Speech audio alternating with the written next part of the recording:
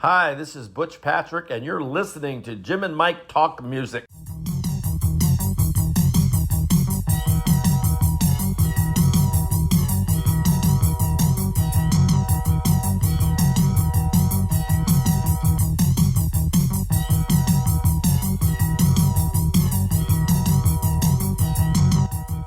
Hey guys, You're in the car. well, no, I'm going back. I had a miscalculation, so I will be back in my living room in about 30 seconds. Okay. Sounds great. Okay. Drive safe. Let's see. Give me a second here. I'll be right with you. Sorry about that. Home on wheels. The home on wheels. Oh, wow. You're an Airstream driver. Everybody loves Airstreams. Yeah. If you haven't heard the song, you gotta search Airstream driver. I think it's by Gomez. All right. Is it Gomez? I don't know. Yeah. No. Away we go. Boom. Yeah. So where are you? I'm Like in where- Arkansas, Conway. Let me close this. I think you froze up Work? a little bit. There, there you you go. We good? So welcome to Jim and Mike Talk Music. We've got with us today Butch Patrick. I'm sure most people know Butch was Eddie on the Munsters TV show. Yeah, so the younger version of Butch Patrick, people would probably recognize. Mm-hmm. Yeah. And I'm Jim, and This is Mike. Mike. Good to meet you virtually.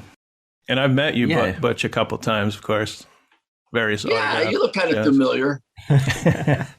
So let's start off by talking about the new Munsters movie. The Rob Zombie film comes out September 27th on Netflix, also on, I think, Blu-ray.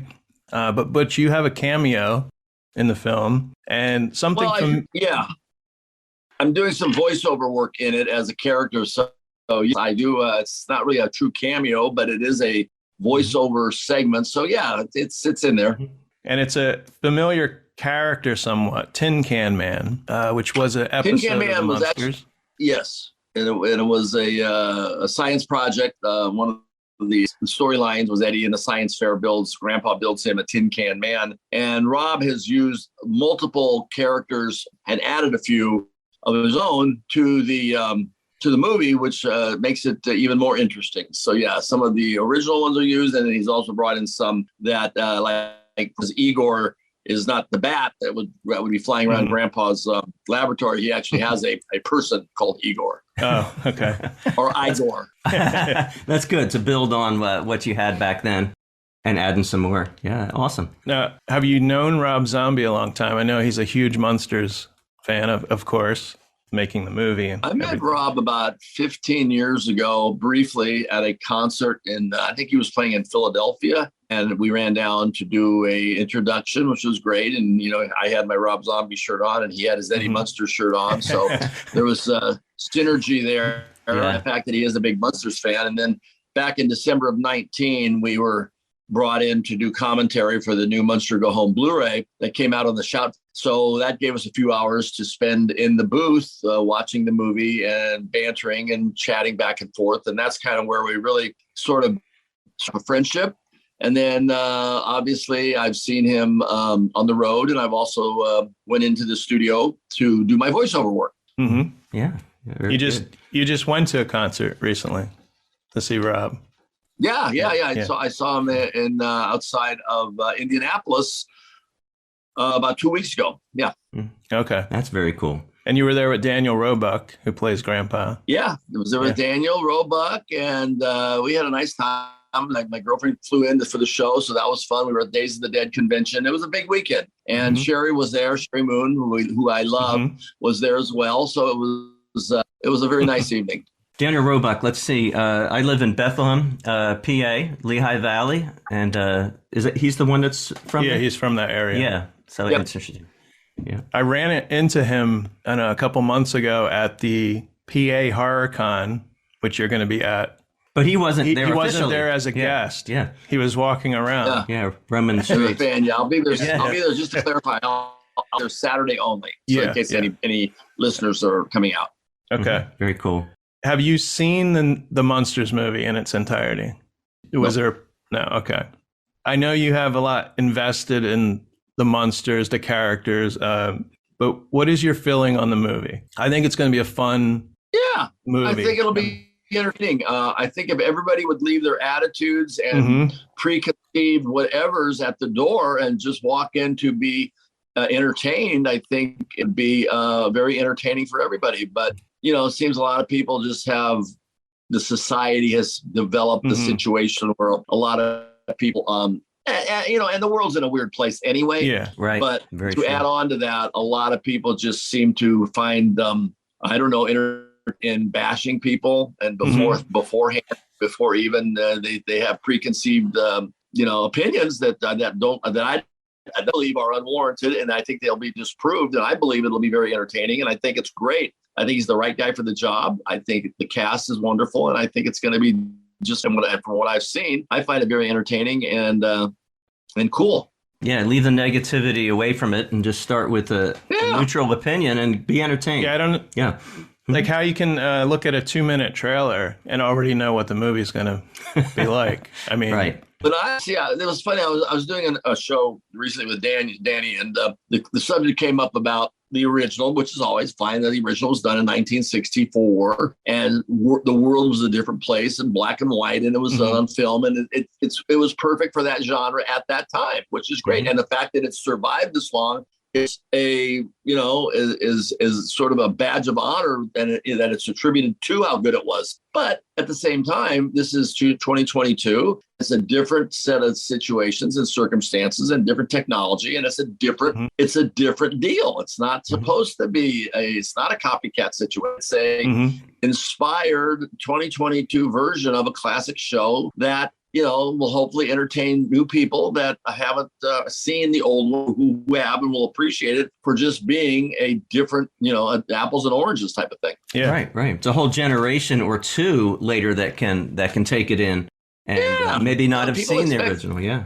Tastes change, people change, and people expect it. And you have to make something that will entertain people of today's, you know, world, and that's what's done while still keeping the storylines and the campiness and the fun part of it is still there, but you have to make something that will be plausible and acceptable by today's viewing audience. Right, like with Tin Can Man. I mean, that's the humor is that it was a science project so long ago. Yeah, I mean that's the part of the humor right on that piece there. Yeah.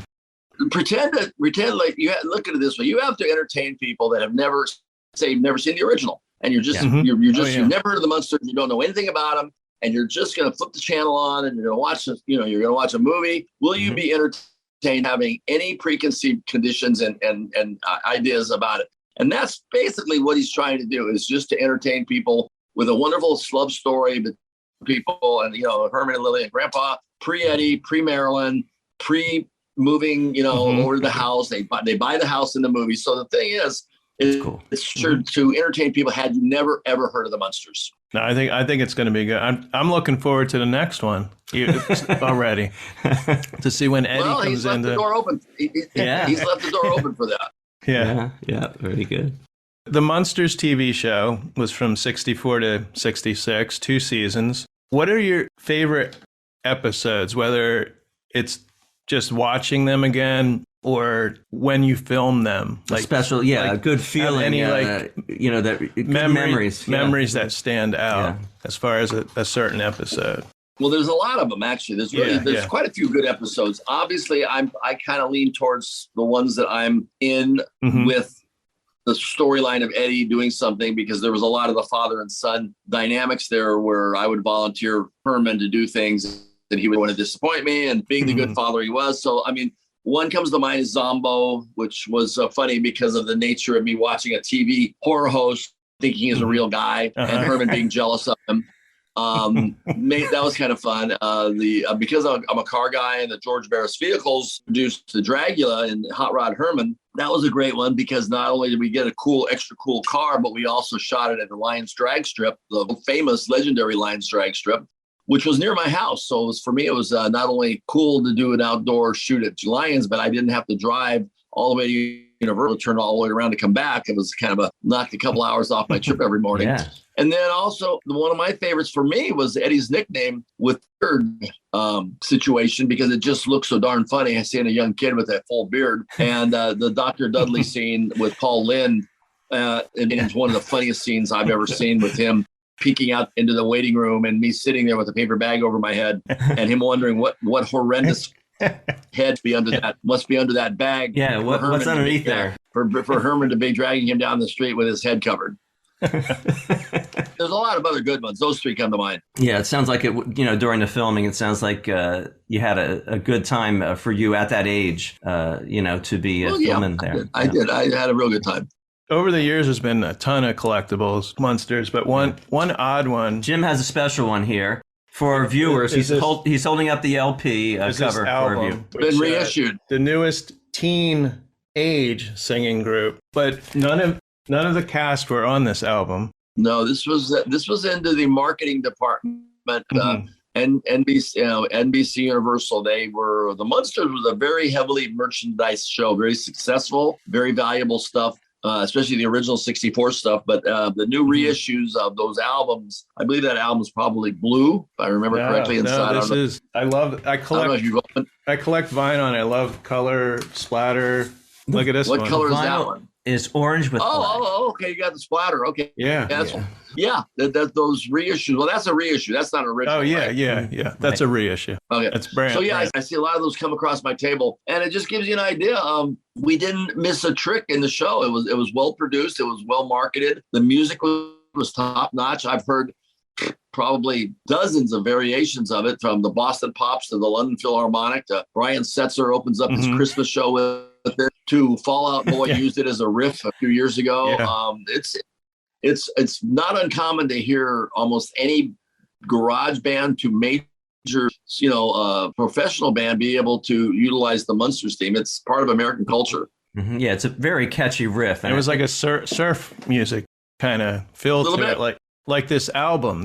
This album's really good, as far as musically. It was a band called the Go-Go's, which is not the girl group. Not the 80s girl group, yeah. Yeah, it was three guys, and I read that Glenn Campbell and Leon Russell are also on this album, the Munsters album. Wow, they brought in some Wrecking Crew and Leon Russell. That's pretty serious talent there. Mm-hmm. Right. And a lot of, it's surprising to some people, and I have an idea on this, but, it's a lot, it feels like it's a surf music, a surf feel. And I think that's what was popular in the time. Isn't that right? In the mid 60s, the surf music, that style, why, the question would be, why is it sounding like surf music? So that was popular at the time. Yeah, absolutely.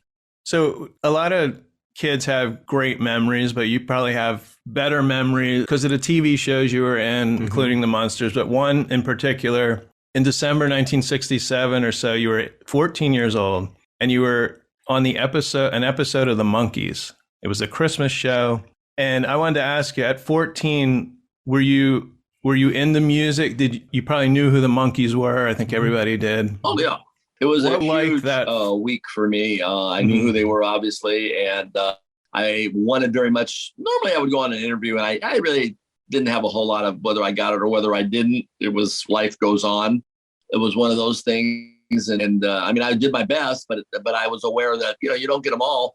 But this particular one, I lobbied really hard to get that part. So when I got it, I was very happy because I was going to spend a week with the Monkees. That was a really cool thing. And it turned out to be a very good show. In the production value of it, I love the way they sang at the end, Rio Chiu, a cappella, holding the candles as a holiday statement. And then also I really, really liked the way they did the show with them introducing all the people behind the scenes who make the show go on, broke down the fourth wall, which gives that was a very of how the set and how the atmosphere of the show was. It was very fun. It was very, lighthearted and being cool and abstract. And it was all the things that most TV shoots aren't. They were running a very cool, they were very popular. They're successful, but they were also, just like they were on camera, they were very much like that off camera. Yeah, so you're saying that they were revealing more, they were being more real instead of putting and giving credit to those behind the scenes. Is that what I hear you saying? Well, yeah, I love the idea that they took the time to at the holiday season to thank the people behind the scenes that make their success and make it happen. And by introducing them, they were accessible, they were very friendly, they were very humble, and I think that particular minute and a half at the end of the show showed that very well to the world. And I was lucky enough to be part of that. That particular show wasn't just a kid walking in and walking out and having said, getting an autograph album and saying, "Oh, I met the Monkees." This particular episode, I was an equal, and I was almost like the fifth monkey for that particular episode. I was in almost every scene with them. It wasn't just a walk on. That's very cool. And That's great to hear. You played a brat in that one. Oh yeah? How did that go? Oh, well, I played. Was that fun? Not so much. I wasn't so much a brat. I played brats before, the I Dream of Jeannie stuff. No, this was more of. This was more of a kid that was in a situation. He was raised. He wasn't a bad kid. He was just wise beyond his years, and he was a little calloused with the whole. Didn't really have a childhood going on type of thing. Mm-hmm. So as a child, I watched the Munsters and also I Dream of Jeannie. Summertime, right? I turned it on at summertime. He was a brat. I probably remember it, but don't remember that was you. That's so interesting. That was fun, and it's the fact that Larry Hagman was, such a funny guy, and obviously, Barbara Eden was a woohoo. Yeah, probably the sexiest woman on television at the time. Mm-hmm. Yeah, and then Larry, the scenes that we had were very, very funny. And it was even though it was only, I think I was only on camera about 8 minutes, but it was a good 8 minutes. Yeah, that's great. I have to look for that. I'm going to look that up later. The title's called My Master, the Author. My Master, the Author. Okay. So at one point you were a musician, or maybe you still are. You played the bass, and there was a song. Well, let me put it this way. I owned a bass and I owned an amp. Okay. The being a musician that leaves a little bit of there's a little bit of flexibility in that statement. It's like having golf clubs in the trunk of your car and saying you're a golfer. Yeah. Mm-hmm. Yeah. But there's a song that you did, which is interesting, called "Whatever Happened to Eddie."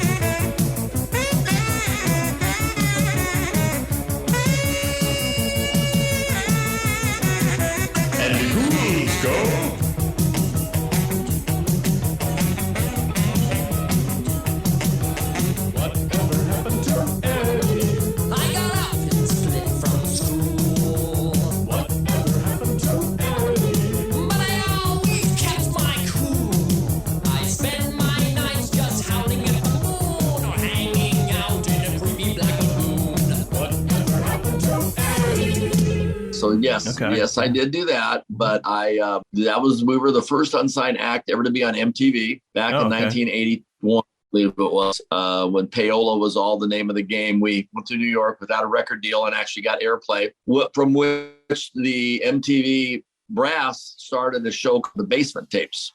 And that was a show where people would mail in their tapes. Oh, okay, I think I remember that. MTV, much like America's Funny Film Videos. And they would basically put on musical acts that had a video camera and that had made a homemade video or the non-professional video. Let's put it that way. Yeah. So I really like the fact that helped a lot of. That's one of my favorite things that we pulled off was the fact that number one, unsigned act on MTV was great. Number two, that they liked the idea enough to where they helped and they created and helped other people who were searching for representation to get a little notoriety, and get a little exposure.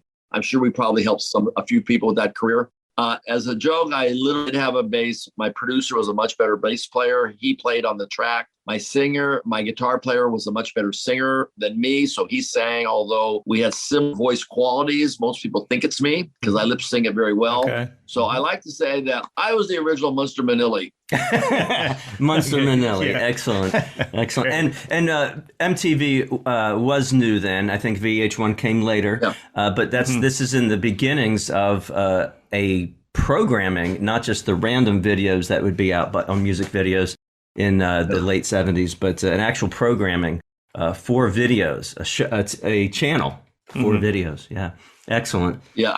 I really enjoyed MTV when it first came on there before, obviously it wasn't 24-hour music very long, but the early video production qualities are still some of my favorites. And I was really happy to be part of that. I mean, it wasn't the greatest video. It was fun. It was a one-night shoot. Did it very affordably. We utilized 3 locations and 25 extras. But we pulled it off, and to this day, I'm very proud of that. We've only got a few more minutes left here. I think. We got 10 minutes. Oh, okay. Okay. Yeah. Okay. I was reading it wrong there. Sorry about that. So I wanted to talk about the vehicle or vehicles. I know you have a Koach, Munsters Koach. Yeah, tell us about And that. a Dragula. No, And a chopper.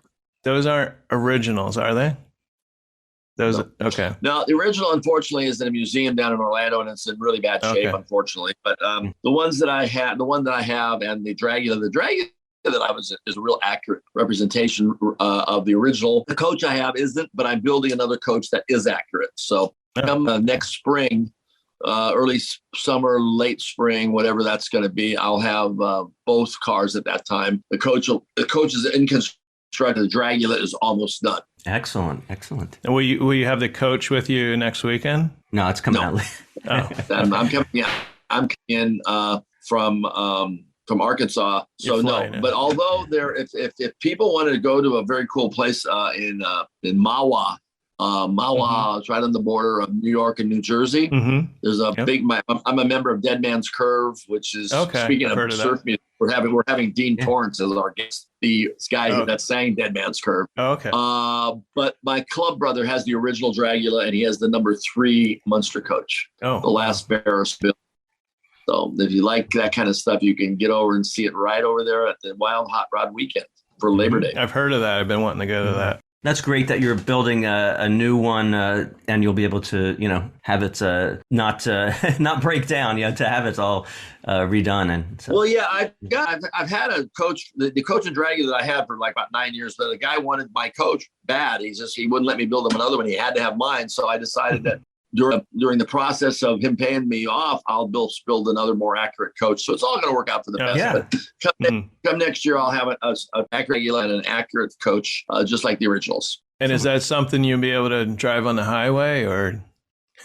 Not the Dragula. No, Dragula is a solid axle. It's just set up for drag strips and stuff. No suspension. The Koach, the Koach is very dependable. Oh, okay. I don't have them too often because it's not so much that the cars aren't dependable. I worry about somebody plowing into me because they're always looking for their cameras. That would be awful. And they're always watching what they're doing. Yeah, and you're distracting them at the time as well.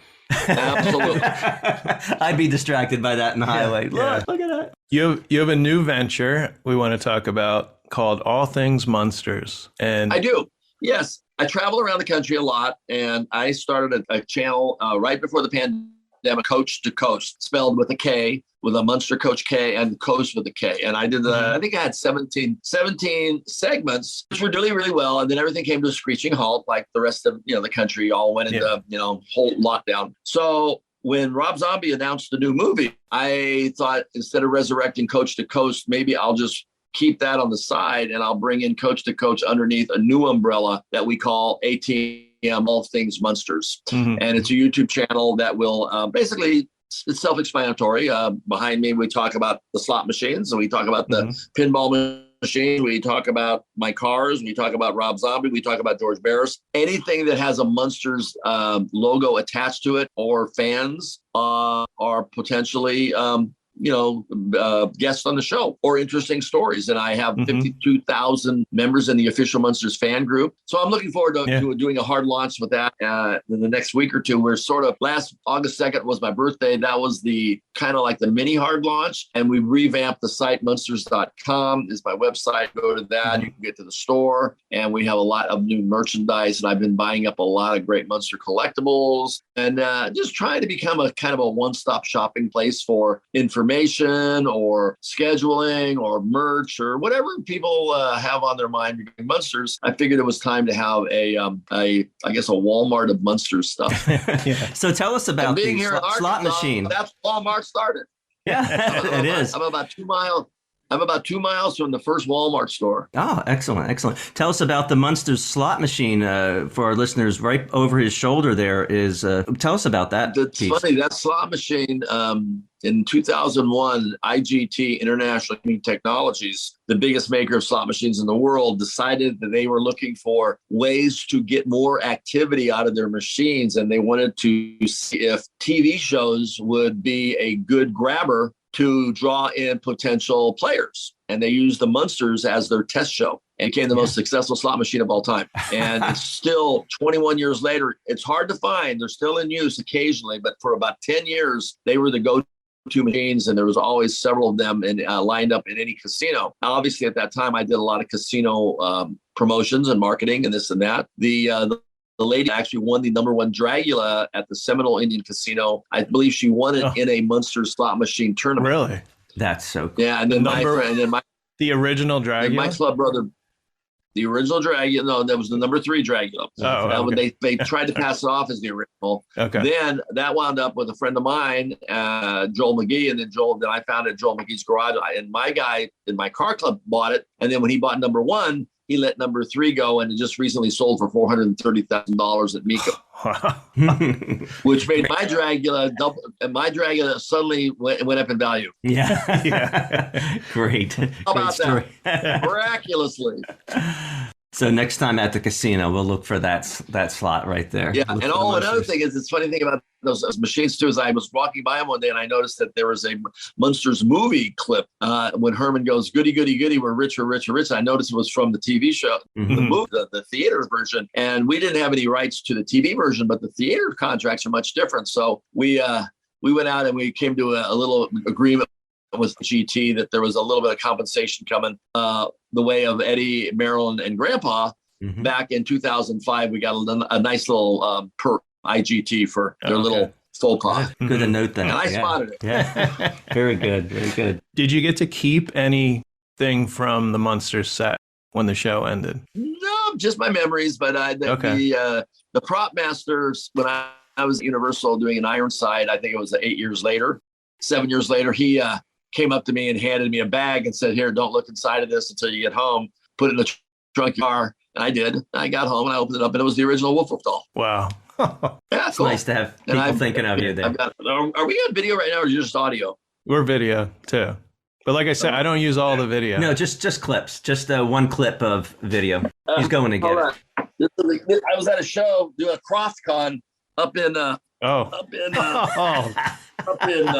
Orinda, California, and a guy named Gary Sandrini made 3 of these. He made one for me, he made one for Mike Westmore, who was the original makeup man who created Woof Woof, and he made one for himself. And he's pretty good. The guy did a really good job for being fan. That looks incredible. So I've got three different ones right now. I got this one and 2 others at various stages. So I'm all woofed up.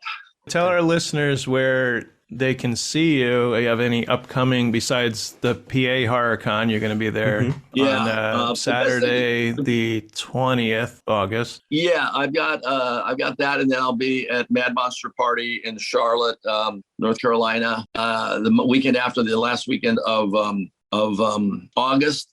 And then you go to Munsters.com and my schedule is posted. And I really urge very busy. Obviously, we got Halloween. The month of October becomes very busy, as you might expect. And then the movie comes out at the end of September, which will bring more attention to it. So I plan on having a really good end of summer from Labor Day through probably Thanksgiving. And as always, we love meeting fans, and we have a wonderful fan base, Munsters. Oh, yeah. It's really a unique, wonderful, crazy little situation that, who would have thought. Take care. It was great talking to you. All right, take care. Thanks, guys. Appreciate it. Bye. Bye. Hey, everybody. Jim here. What a great interview to be able to interview someone that Mike and I have grown up watching when we were a young age back in the 70s. Such a great show, The Munsters. And Butch is such a great guy. So I urge everybody to go to Munsters.com.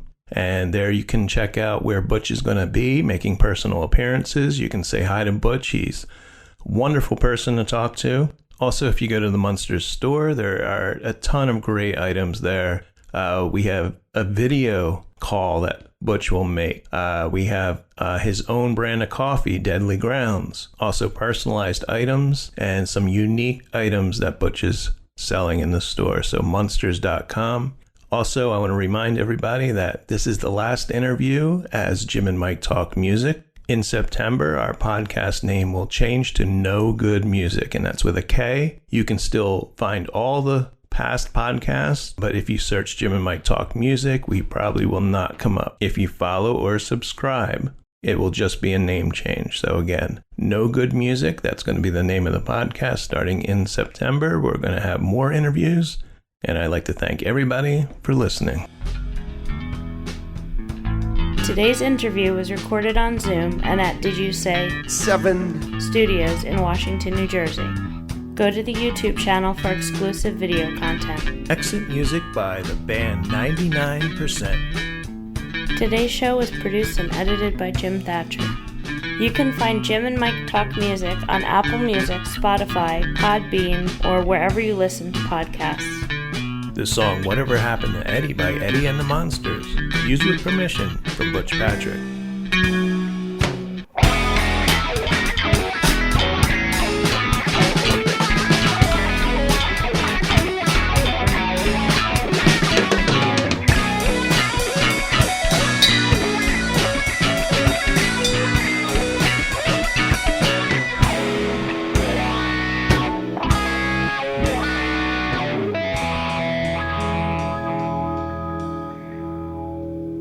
Good night, everybody.